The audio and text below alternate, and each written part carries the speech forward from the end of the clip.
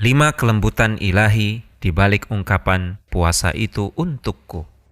Sobat, mari sejenak bertafakkur tentang keagungan ibadah puasa. Ketika Allah Subhanahu wa Ta'ala berfirman dalam sebuah hadis qudsi yang artinya, seluruh amalan anak Adam untuk mereka sendiri kecuali puasa. Sungguh, ibadah puasa itu untukku. Akulah yang langsung akan memberikan imbalannya. Dalam hadis yang mulia ini, Allah berfirman, puasa itu untukku. Para ulama menjelaskan beberapa hikmah dan alasannya. Pertama, karena puasa mengharuskan kemurnian hati. Al-Imam Ibnul Utsaimin rahimahullahu ta'ala menjelaskan, puasa adalah rahasia antara seorang insan dengan Rabb-nya. Seorang insan yang berpuasa tidak diketahui apakah dia benar-benar berpuasa atau tidak. Isi hatinya juga tidak diketahui. Sangat gampang bagi dia untuk membatalkan puasa tanpa harus kehilangan anggapan di mata orang lain bahwa dia masih berpuasa. Sehingga orang yang benar-benar berpuasa sudah pasti orang yang paling besar keikhlasan dan ketulusannya. Maka Allah Subhanahu wa Ta'ala pun mengistimewakannya dibanding ibadah-ibadah yang lain.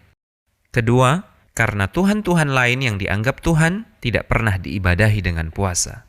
Al-Imam Badruddin Al-Hanafi rahimahullahu ta'ala mengatakan, segenap ibadah sejatinya adalah hak Allah. Lantas kenapa hanya puasa yang diistimewakan dengan ungkapan penyandarannya untuk Allah? Jawabannya, karena Tuhan-Tuhan selain Allah tidak pernah diibadahi melalui ibadah puasa.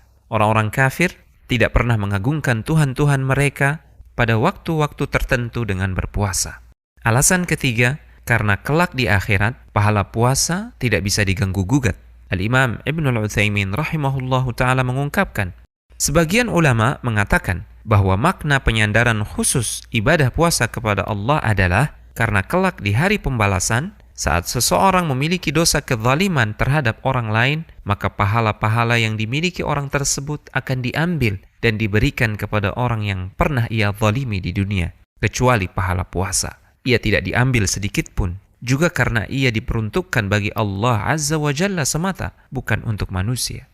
Keempat, sebagai ungkapan betapa agungnya pahala puasa. Rasulullah SAW bersabda yang artinya, setiap amalan anak Adam, pahalanya digandakan. Satu kebaikan akan digandakan pahalanya 10 kali lipat sampai 700 kali lipat. Kecuali puasa, pahalanya tidak terbatas. Ia adalah untukku semata dan aku sendiri yang akan memberikan ganjarannya. Orang yang berpuasa itu meninggalkan syahwat dan menahan diri dari makanannya karena aku.